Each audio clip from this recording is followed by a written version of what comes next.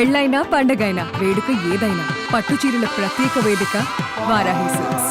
కానీ మీరు అన్నారు ఇప్పుడు మ్యారేజ్ విషయంలోనే లేకపోతే మీ పార్ట్నర్ ని ఎత్తుక్కునే విషయంలో మీరు ఇంత జాగ్రత్తగా ఉంటారు కదా, ఇంత జాగ్రత్తగా ఉండే జయశీల ఒక్కసారిగా మీకన్నా 30 సంవత్సరాల పై వయసు ఉన్న వ్యక్తిని పెళ్లి చేసుకొని ఆయన తర్వాత మళ్ళీ కుదరక విడాకులు అయిపోయినాయి. మళ్ళీ ఒకటి సింగిల్ లైఫ్ లో సోలో లైఫ్ లో ఆమె చాలా డిప్రెషన్ లోకి వెళ్ళిపోయారు అనే మాట ఎందుకు వచ్చింది బయట? అది అంత తప్పు సలహా. నేను అప్పటికే కొంచెం బాబా భక్తురాలని అయిపోయాను, షిరిడి సాయిబాబా భక్తురాలని అయిపోయాను. మా ఇంట్లో ఒక పని అమ్మాయి పారిపోయింది భానుమతి వాళ్ళ డ్రైవర్ తో.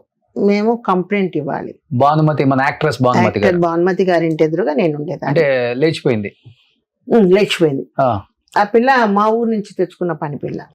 వాళ్ళ అక్క అక్కడే ఒక ఫైటర్ ని పెళ్లి చేసుకొని ఉంటుంది. వాళ్ళ అక్కని పిలిపించి చెప్పాము. చెప్తే అంత ఎతికాము, దొరకలేదు. కంప్లైంట్ ఇస్తే ఎస్ఐ వచ్చాడు అనమాట మా ఇంటికి. మా ఇంటికి వచ్చేసి ఎట్లా పారిపోయింది అంటే, నాకు తెలియదండి, నేను షూటింగ్ నుంచి వచ్చాను. వచ్చిన తర్వాత నేను మామూలుగా రెస్ట్ తీసుకొని నిద్రపోతున్నాను, అన్నం పొయ్యి మీద పెట్టేసింది, వదిలేసి వెళ్ళిపోయింది. ఏంటో మాడు వాసన వస్తుందని చూస్తే ఇట్లా పిలిచాను, ఎక్కడ పలకలేదు. తర్వాత ఇట్లా వెళ్ళిపోయింది. వాళ్ళ అసిస్టెంట్ కంప్లైంట్ ఇవ్వమన్నాను. నేను ఒక ఆర్టిస్ట్ గా మీ స్టేషన్ నేను రాను, నేను ఇప్పుడే అప్కమింగ్ ఆర్టిస్ట్ నేను అని చెప్పి నేను చెప్పాను. అట్లా అతను ఎంటర్ అయ్యాడు. ఎవరు? ఆ ఎస్ఐగా ఉన్న అతను ఎంటర్ అయిన తర్వాత మామూలుగా అప్పుడు ఇట్లా పోతా వస్తా ఎట్లున్నారని నేను మనసులో అనుకుని, ఎందుకు నా దగ్గర ఎట్లున్నారని అట్లా విజిట్ చేస్తున్నాడు అని చెప్పి మామూలుగా కొంచెం కోపం ఎక్కువ నాకు. ముందు పోతే నువ్వు వెనక పోతే పోలీసు వాళ్ళు కదా, ఏమవుతుందో తెలీదు. అప్పుడు మనకు అంత నాలెడ్జ్ తమిళ్ లేదు, జస్ట్ మాట్లాడుతున్నాము అనే దీంట్లో ఉంటే ఎట్లా అయితే ఒక రోజు లేదు, నాకు సినిమా యాక్టర్ లాంటి అమ్మాయిని చేసుకోవాలని ఉంది, నేను మ్యారేజ్ చేసుకునేది దీంట్లో లేను సార్ యాక్చువల్ గా అని ఇట్లా పోతా అట్లా పోతా ఉంటే మాకు ఫ్రెండ్స్ ఉంటారు కదా మా ఊరు పక్కన. ఏంటి ఈ ఊరికి వచ్చేసి అట్ట పోతా, why don't come to picture అంటాడు నాకు అని.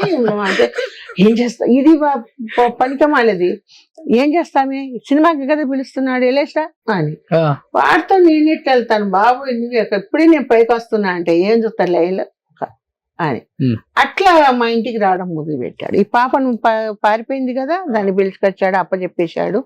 నేను వాళ్ళ పేరెంట్స్ కి అప్పచెప్పేశాను. స్కెచ్ చేశారా ఏమన్నా, లేకపోతే మిమ్మల్ని వల్ల వేసుకోవడానికి? అట్లేం లేదు, స్కెచింగ్ కాదు. అతనికి ఒక కోరిక, ఒక సినిమా యాక్టర్ లాంటి అమ్మాయిని నా భార్య ఉంటే బాగుండు అని. అతనికి యాక్చువల్ గా పెళ్ళి 2 పిల్లలని మనకు తెలీదు. అయ్యో, ఎట్లా అంటే అతని భార్య అనకూడదు, మనం ఇంతలా ఉంటుంది. అర్థమైందా? ఇతనికి ఏంటంటే ఇప్పుడు ఒక ఎస్ఐ గాని ఒక పోలీస్ డిపార్ట్మెంట్ అంటే అప్పుడు ఆ కాలంలో బతకలేక కొంతమంది బయటికి పోయి ఉంటారు కదా, వాళ్ళని రేడ్ చేయడపోయి ఉంటది. అట్లా టీ నగర్ అంటేనే మహా ఇది అనమాట. టీ నగర్, రంగరాజపురం, కోటంబాకం ఉంటే సినిమా వాళ్ళంతా అక్కడే ఉంటారు. ఏదో కడప మనం తప్పుగా ఎవరిని అనకూడదు. ఇతను అట్లా తిరిగేసి వచ్చే రకం అనమాట. అనిల్ అంటే రేటుకు పోతారు, పట్టుకుంటే వదిలేను సార్, ప్లీజ్ సార్, మా కుటుంబం కోసం ఏముంటాయి. అయ్యో, కమిట్మెంట్ ఏం కాదు పాపం, అట్లా మరి అంత దుర్మార్గుడు కాదు. ఆ విషయంలో నేను పాపం తప్పు చెప్పకూడదు. మరి మీరు ఎక్కడ కమిట్ అయ్యారు ఆయనకి? I don't come to picture అన్నాడు. I don't come to buy, నేను కార్ తీసుకొస్తాను. కార్ అయినా చూస్తారు కదా నన్ను సినిమా కానీ. First picture this way who love me, ఏంట్రా బాబు ఈ సినిమా పిచ్చి పట్టుకొని అందులో 2వ సినిమాకు అని చెప్పేసేసి ఇంకా ఏమనలేము.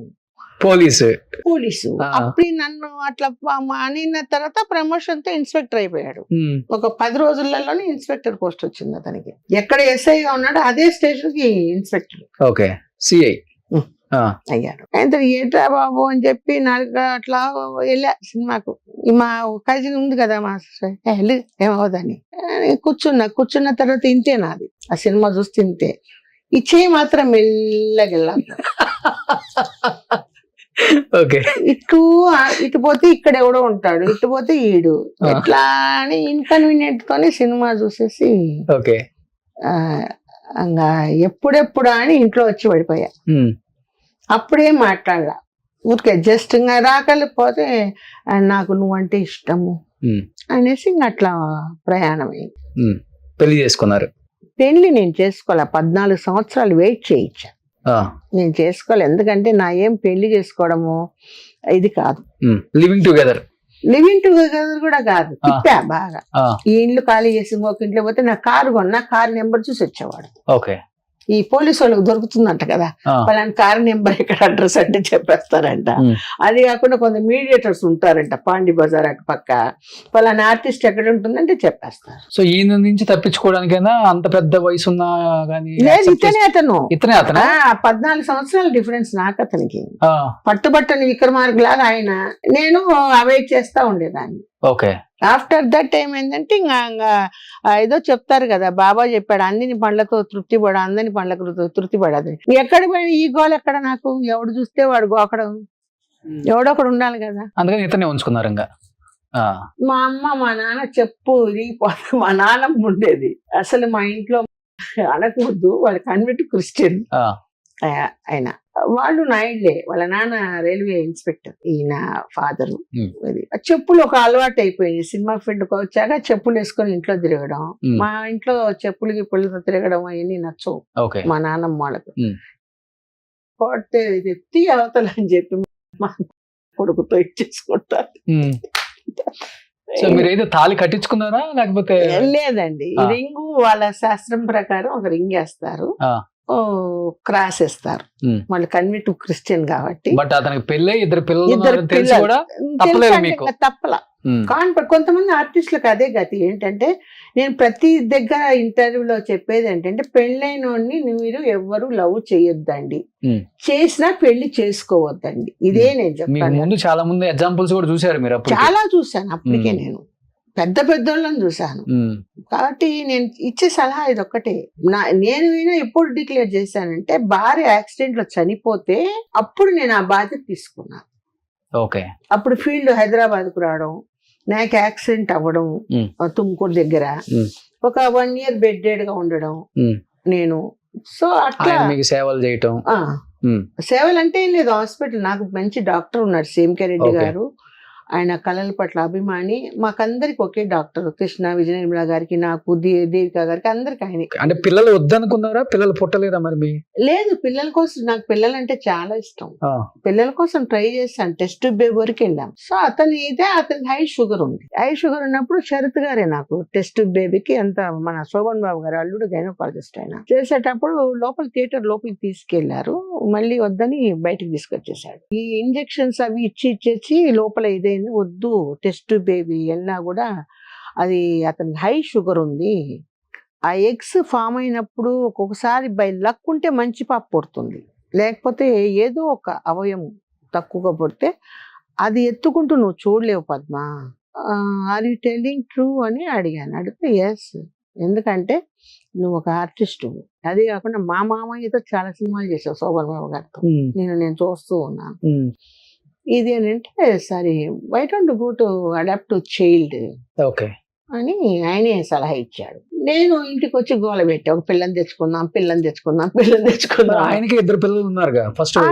వాళ్ళ భార్య అప్పుడు చాలా మీ ఇద్దరికి గొడవలు ఎక్కువయ్యాయా? గొడవలు నేను ఎవరితో పెట్టుకున్నా, ఆవిడ కింద వచ్చి విచారించి వెళ్ళిందంట, మనకు తెలియదు. అదే ఆయన హస్బెండ్ మీరు ఉంచుకున్నారు కదా? నేనే ఉంచుకోలేదు, వాడు నన్ను ఉంచుకున్నాడంటే నేను ఎవరిని ఉంచుకోను. డైరెక్ట్ గా కావాలంటే పెళ్లి చేసుకున్నా అంటాం, కానీ ఉంచుకుని ఆ పదం నాకు నచ్చదు. నేను అదే చెప్పాను. నేను ఫస్ట్ ఏం చెప్పానంటే, నేను నీ క్యాస్ట్ జోలికి రాను, నువ్వు నా క్యాస్ట్ జోలికి రావు. ఓకే. నీకు ఇష్టమైతే నువ్వు నాతో గుళ్ళకు రా, నేను నీ చర్చికి రాను. మరి ఆమె ఎందుకు చనిపోయింది మరి? ఆమె యాక్సిడెంట్ లో చచ్చిపోయింది. ఓకే. తర్వాత పిల్లల్ని అడాప్ట్ చేసుకున్నారు? పిల్లల్ని అడాప్ట్ చేసుకోలే, నేను వాళ్ళకి పెళ్లిళ్ళు చేశాను. 2 పిల్లలకి నేనే పెళ్లిళ్ళు. మీ డబ్బులతో? నా డబ్బులు కదా, ఆయన డబ్బు అయినా ఆయన దగ్గర నాకు ఇచ్చినా కూడా నేను వాళ్ళకే పెట్టాను.